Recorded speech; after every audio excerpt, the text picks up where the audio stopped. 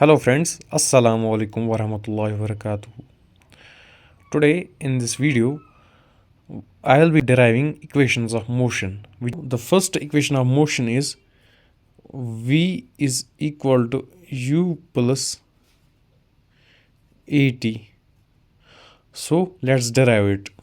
So as you know, we have to derive it in graphical method. By graphical method, we will draw a graph here. That's VT graph. Great. As you know that the slope of VT graph gives acceleration. Great. So हम क्या assume करेंगे? हम assume करेंगे इस body ने start किया होगा किसी इनिशियल वेलोसिटी u से, फिर फाइनल वेलोसिटी v अचीव की होगी. Point. Great. So as you know that ये एंगल यहाँ पर होगा, ये थीटा होगा. ग्रेट. तो अब मुझे करना क्या है? मुझे पता है स्लोप ऑफ वीटी ग्राफ जो होता है वो एक्सेलरेशन देता है. मैं लिखूंगा यहाँ पर स्लोप ऑफ वीटी ग्राफ वो क्या देता है? एक्सेलरेशन देता है. यस, एक्सेलरेशन देता है हमें. एक्सेलरेशन देता है ना. As you know that slope of VT graph gives acceleration. Great.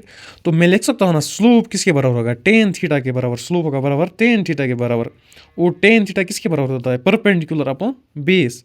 तो यहाँ पर परपेंडिकुलर क्या होगा? परपेंडिकुलर होगा यहाँ पर, अगर इसने यहाँ पर यू से स्टार्ट किया है और वी अचीव की है, तो ये परपेंडिकुलर ये वाली डिस्टेंस है ना, ये यहाँ से ये तक, ये वी माइनस यू होगी ना. वी माइनस यू होगी. Yes, exactly v minus u होगी.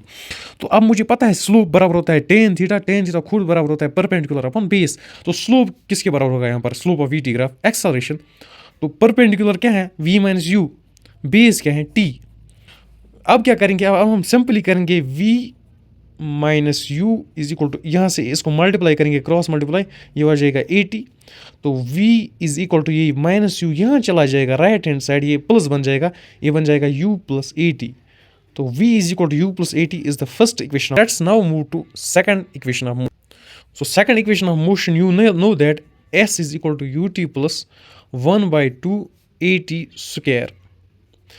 अब हम एक और वेलोसिटी टाइम ग्राफ ड्रा करेंगे, वीटी ग्राफ, दैट्स दिस.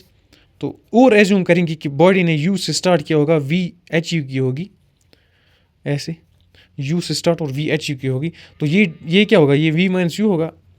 अब मुझे दूसरी प्रॉपर्टी पता है. अब अगर मुझे पहले डिस्प्लेसमेंट चाहिए, मुझे पता है स्लोप नहीं, area of velocity time graph, area of VT graph, वो मुझे देता है डिस्प्लेसमेंट एस. डिस्प्लेसमेंट देता है ना. ग्रेट. तो डिस्प्लेसमेंट किसके बराबर होगा? इन दो फिगर्स का एरिया. ये पहली वाली फिगर क्या है? ये रेक्टेंगल. ये क्या है? ये triangle.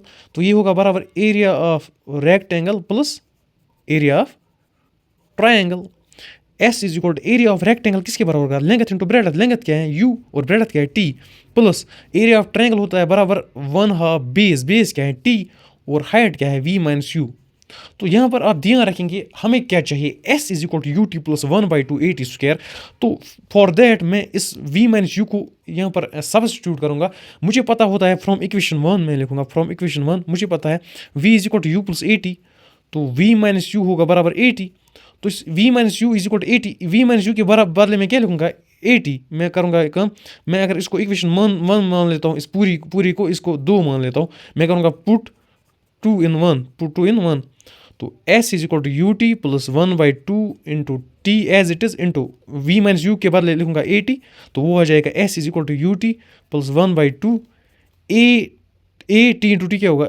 T square, 80 square. That's the second equation of motion.